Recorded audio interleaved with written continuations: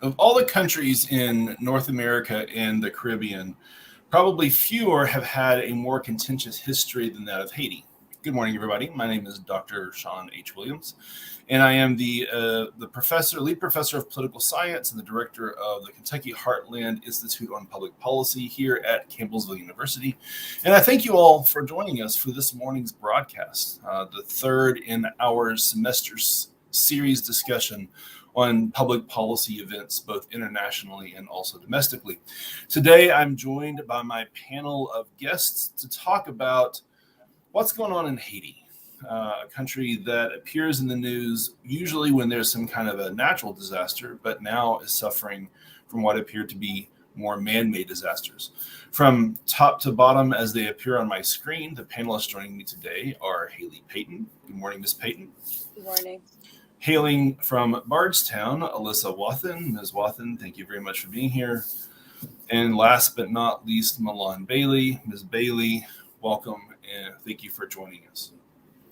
So to start off with, I guess probably for viewers who haven't seen the map or who maybe aren't as familiar with geography, can you give me a bit of a sense about where Haiti is located? How far away is it from the United States? What's going on there?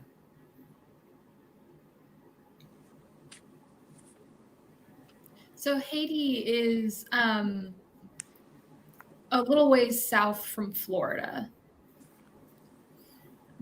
It's next to Cuba and north of South America.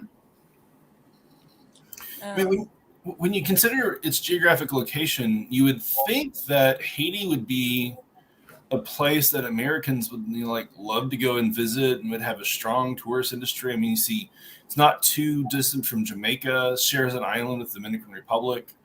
Americans used to love to travel to Cuba, Puerto Rico, British Virgin Islands. Why do not Americans love traveling to Haiti so much? What's wrong there? Do you mean like quite recently? Well, just in general, like what's the history of Haiti that's led it to be so frequently in the news? Well, they've had a long history of more than half of the population being under the poverty line. There's always an increase of cholera. So that could just be two of the many things going on. And then, quite recently, there have been a lot more of infectious outbreaks, and I believe there hasn't been one person to get the vaccine yet in Haiti, making it a no travel state online. So historically, how is Haiti born? Let's maybe for viewers who aren't as familiar with Haitian history, how is Haiti born, and how is that history a little bit different maybe than some of the other countries in the region? So Haiti is one of the only truly, I say successful, but long-standing countries to have had a slave revolt that resulted in a successful independence from any other colonial nation at its time. And because of that, there has been a lot of tension between the colonial countries that were involved with it early on, and its rebellious government, its initial revolutionary government. Do you think that the fact that it's a former slave colony, that the rebellion was launched by slaves themselves, has that changed the way that it's been led, or has it just simply the way that the international community has dealt with it? Like, what are some of the things the international community might have done differently because it was a former slave colony? So I think that absolutely it is tied to how international other countries, particularly colonial countries, interacted with Haiti upon its inception and in the 100 years after, because the country once it gained its independence, was immediately saddled with massive debt, which France claimed that Haiti owed to it for loss of property, both in land and in slaves, which has never the idea of trading human lives for money is nowadays, we would view that as extremely immoral in international politics, and even for its time, I mean, that hadn't been done. But it saddled Haiti with a crippling debt, which the U.S. had then offered to take on some of the debt, like utilizing the American banks, and then that debt was transferred over partially to the U.S. And so then now Haiti's been paying back and paying back and paying back. Now, I don't know if they are still paying back on those debts, but the debt owed was astronomical and unfeasible for the small government to support. I think at one point there was like 80% of the country's income was going straight to paying off those debts to international countries.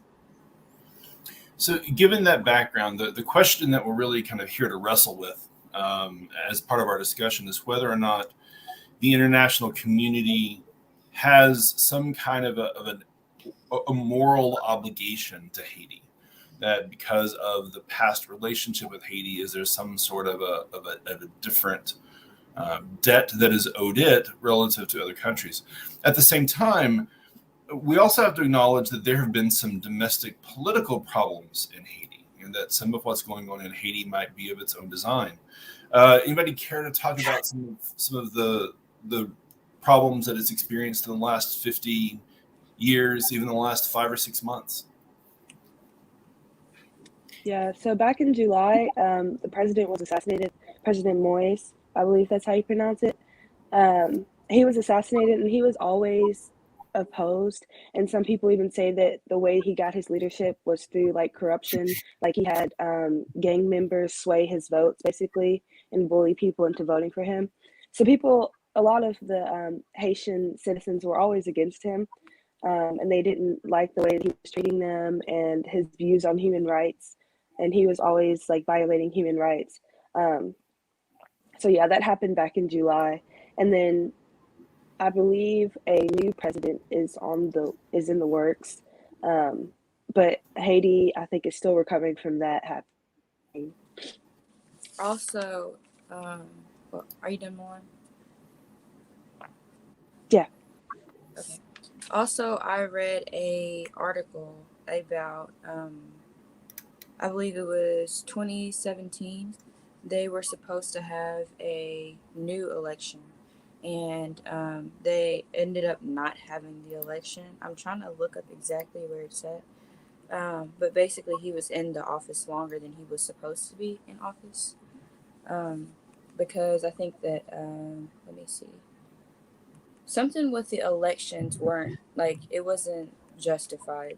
And they were supposed to have another election, but they didn't. So that's the only reason why he was still in office. Yeah. Okay. So the government's failure to hold elections in October 2019 resulted in the terms of the Haitian legislature expiring on January 13th, 2020.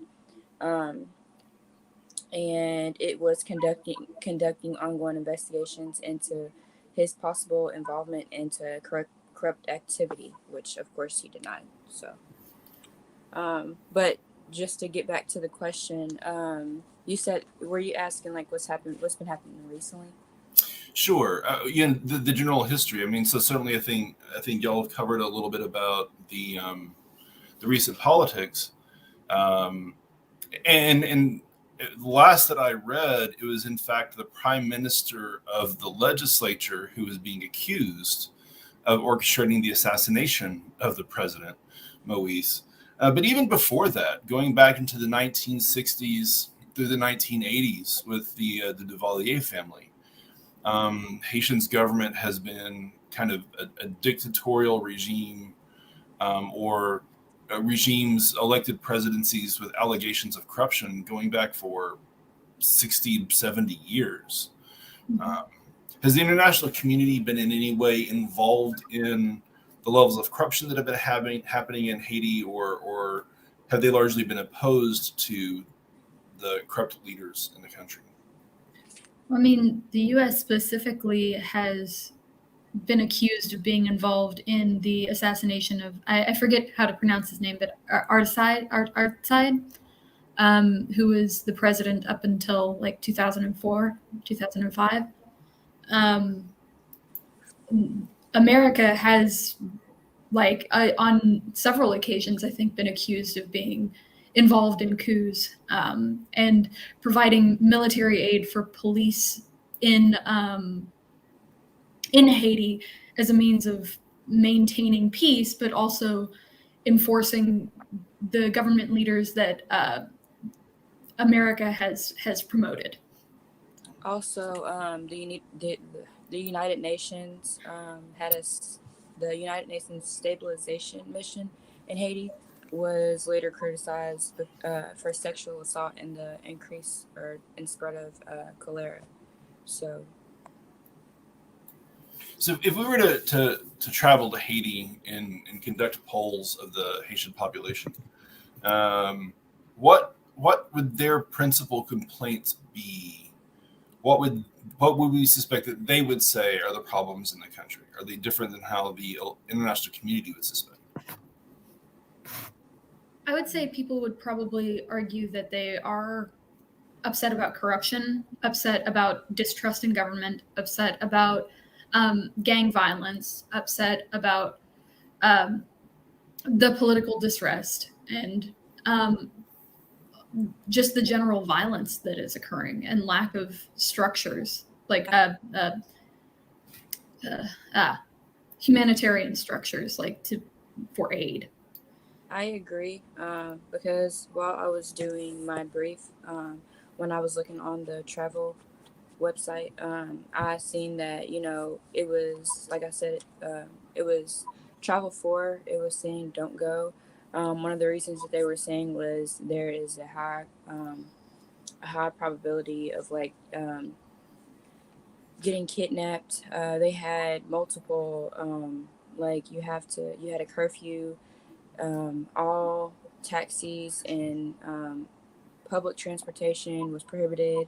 You couldn't go to certain areas of night at a certain time of night. There's a lot of restrictions put in place because of the kidnappings.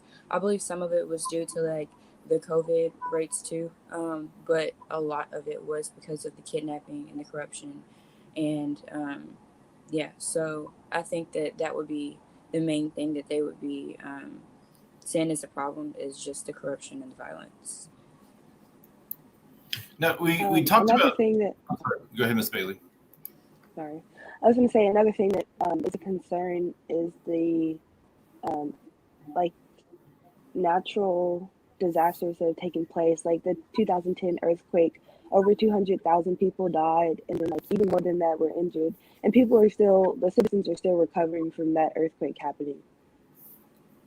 Not to mention that majority of the income that comes into Haiti is external from disaster relief and aid to help them. Yeah, so let's talk about for a second. So if one of the questions that we as Americans are needing to ask is whether or not we should extend aid to Haiti, or if we're trying to understand that there's a moral obligation from the international community because of its history to help Haiti. Since the earthquake in 2010, more than $13 billion have gone into a country of about 10 to 11 million people. What's happened to the money? How has the money been used, and why haven't we seen economic growth because of it? I mean, I think there's a few. One of the main things that the money has gone to is roads and infrastructure, which are beginning to be built, and that is good. But a large portion of money is also funneled into the gangs and to support the political leaders at the time, and so and to prevent opposition. I think that if you give a country that doesn't have much that amount of money, I think that it has to be like maybe continue. I don't like kind of like them giving them like a allowance, because I feel like there's too much stuff within Haiti to fix with just a one time, or like 13 billion. Like 13 billion in the United States, one person can have 13 billion, but trying to have 13 billion to actually rebuild this country that's had a lot of hardships, not even just with natural disasters, but with just gangs and vaccines and the illnesses, just everything. Trying to rebuild a country with only $13 billion is impossible. Yeah, I mean, I think $13 billion sounds like a lot, but if there's not, if it's not being funneled into means of recreating and creating more jobs, creating more stability, and it's just being used as relief for immediate issues, you're not going to see any kind of sustainable activity. So that being the case, could one make an argument that the best thing that the international community could do for Haiti is to require Haiti to operate independently and to stop giving money to the country and kind of force them to figure things out on their own? I would disagree, because the problem with Haiti's economic system has been so heavily dictated by international politics. Not having a stable, steady form of income to start with means that, I mean, you can't make money, or you can't spend money without making money, right? Like you can't make money without spending money. There we go. Countries need economic like structure in order and means of reestablishing the economy before we can just say, oh, you know what, we're not going to help you anymore. Now, had there been more economic aid that was funneled directly into business and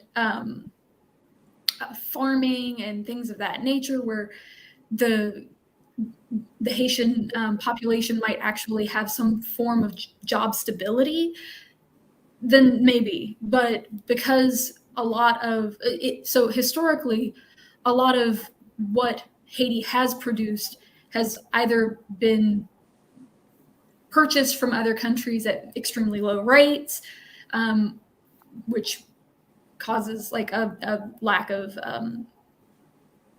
words are escaping me right now. Economic stability. Because we have always underpaid and undercharged for Haitian goods and overcharged for and made it more difficult for Haitians to acquire goods outside of Haiti, or anywhere outside other than outside of Haiti. I think there was an incident in somewhere between the 1910s and 1930s where the U.S. Put an embargo on Haiti because of, and then there was a establishment of a drop in tariffs so that Haitian rice would no longer, it was cheaper for Haitians to buy rice externally than internally, which bottomed out the rice industry in Haiti. And so other issues like that, where international politics have caused for Haiti's economy to suffer over the last 200 years, means that we as a country, and I think the UN as a whole, do need to and have moral obligation to assist, but that assistance needs to be going to job infrastructure, not necessarily exclusively for immediate. But how does the international community ensure that happens short of some form of military intervention? I mean, one of the principles that ideally we would observe in the international community is the logic of non-intervention, that basically a country doesn't go where it's not wanted.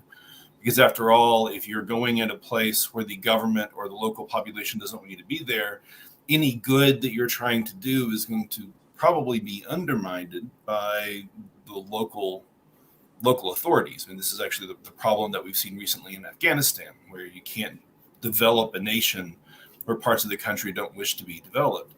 So even if we were to establish that the United States has a historic moral obligation to help Haiti, after $13 billion have been given and there's nothing to show for it, why should we give more money unless we're willing to literally invade to distribute that money? And is invading a country to help the country really going to be productive? I think that would be the most effective way to make sure that the money is doing what it's supposed to do. I mean, it's like a kid, or like when you grow up and you have a kid and they're not doing nothing with their lives and you just keep giving them money. Like, you can't just keep giving them money and you see that it's not going anywhere. It's like feeding an addiction, like you're not actually seeing the money being put to use. And at a certain point, it's like, so if we keep giving you money, are you going to keep doing the same thing? Like, when will we be able to see this change? So I feel like there does need to be an intervention, especially because of how bad it is getting. Like, how bad will it get before they require or before they actually want someone to come and intervene? I think that the non-intervention law, I agree with it, but I don't, because in situations like these, it's like, what steps are necessary to get involved? Like, at when do you say, like, enough is enough, and like just help them or just intervene just until you get like them back stable, or see that the money is actually getting put to like good use, and you see that like the jobs are actually being like people are actually getting money because of these jobs, and because that's the only way that they're actually going to be able to build it, I guess. So I think that the only way would be to actually put in. Yeah, I would argue that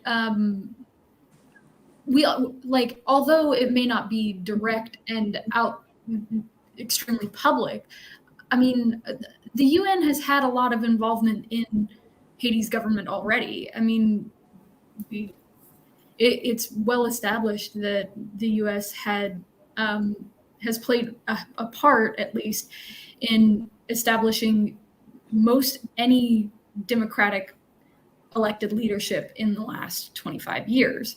And so, I mean, if we're going to be involved, let's be involved. And if we're not, then maybe we shouldn't be. But I think that the continued, because America doesn't have obvious involvement, we don't openly state involvement in coups and things of that nature. Maybe it would be better to just go on ahead and establish, hey, we're going to implant this person here, and either you like it or you don't, this is what we're going to do. Because currently the argument that the Haitian people just wouldn't care or wouldn't want any kind of intervention governmentally, I think isn't entirely accurate, because in Afghanistan, you had an organized group that said, we don't want this. Whereas in Haiti, there's not a large organized mass of the population that agrees on any one form of government. And I think if we were to allow a country to be entirely independent and elect their leadership independently, then there would need to be some kind of clear direction as to what the general population wants to go.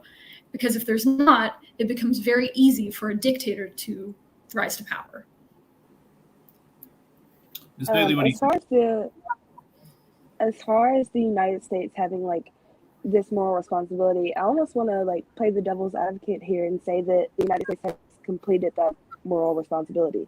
I mean, like we've been talking about, the United States has already given so much to Haiti in money and in programs and things like that, to where it becomes like too repetitive, and intervening doesn't seem like the right move here, because I feel like there will just be rebellion and it'll just end up being like bloody from both sides, and that's not something anyone wants to see. So kind of want to say that the United States has completed their moral responsibility, and maybe they should start to like lean off from Haiti and see how far it can survive on its own. I agree with that, but also I feel like just throwing money at the problem isn't actually going to solve the problem, because it's more than just giving them money. It's actually, I think that we actually need to like intervene to like solve the problems, because the problems that, I mean, some of the problems are money related, but some of them can't be fixed with money, if that makes sense.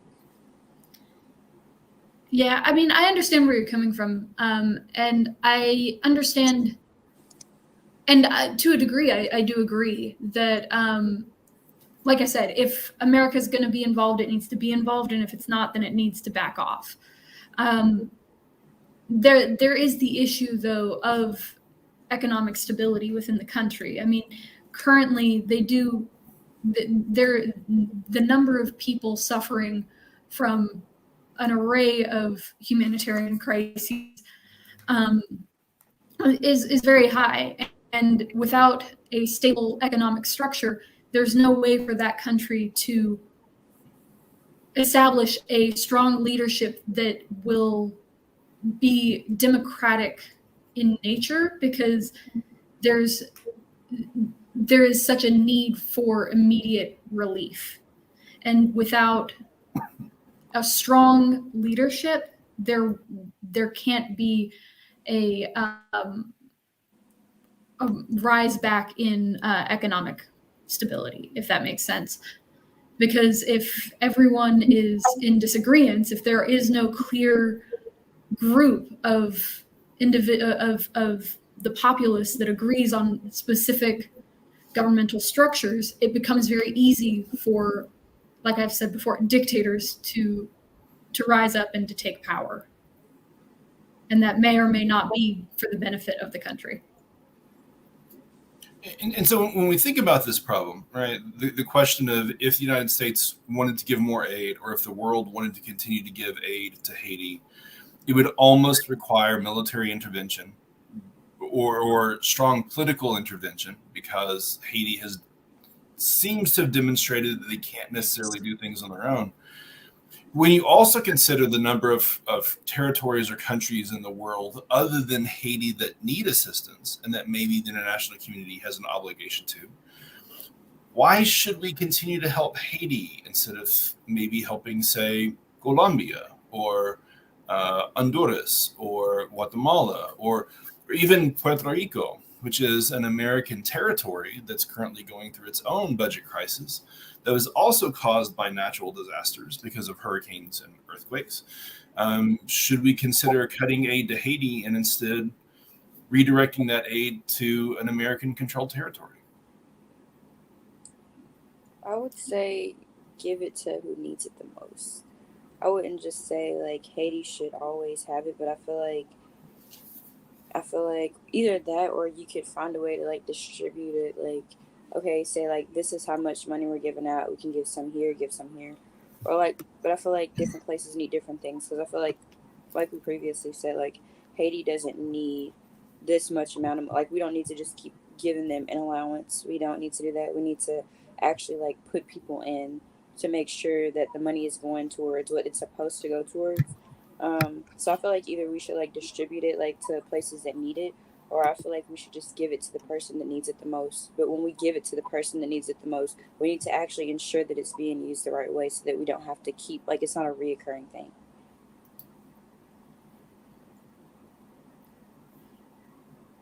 Yeah, I would say that that poses a really tough question, and as to whether or not the U.S. has more of a moral obligation to countries that it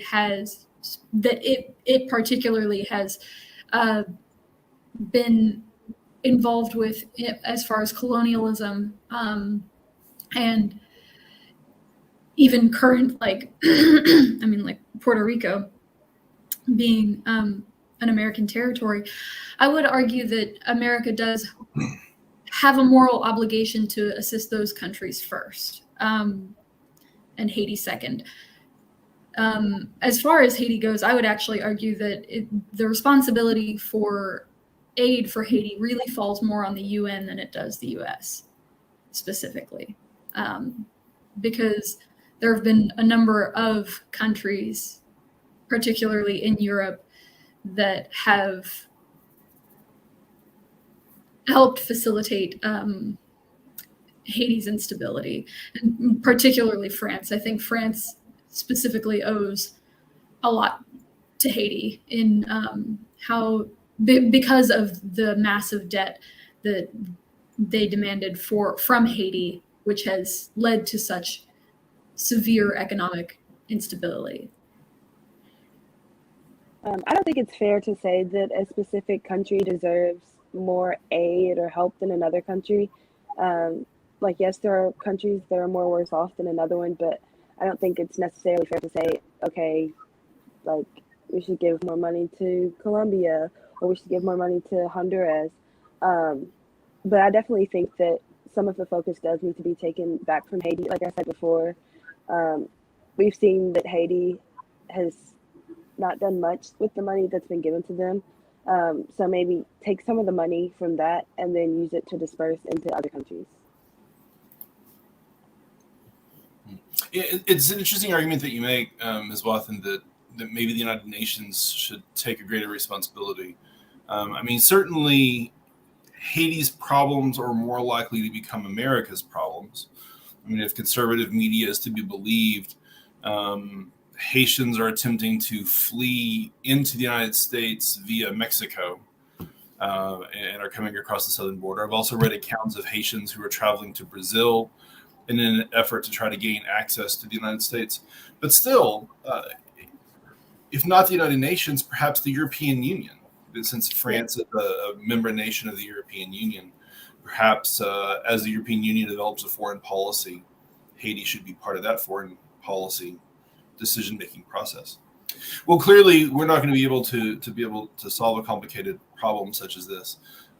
Certainly wish Haiti well in the future, but it is difficult to be able to make an argument that you should continue to pour more billions of dollars into a country if that country isn't capable of demonstrating previous success. Well, thank you everybody who has joined us, either who joined us for the live stream or if you are watching this broadcast later, we greatly appreciate it. Please check out the previous discussions that we have had as a panel, or if you are so inclined and if you're interested, please join us in 3 weeks on November the 18th for our next discussion, where we'll be looking at climate change and specifically America's response to the climate change crisis. Hopefully by that time, we will both have some information to share with the audience about the current climate change conference that is happening, as well as the recent legislation the United States is hopefully going to be passing dealing with climate change here in the coming weeks. And so until then, thank you everybody for joining us, and God bless.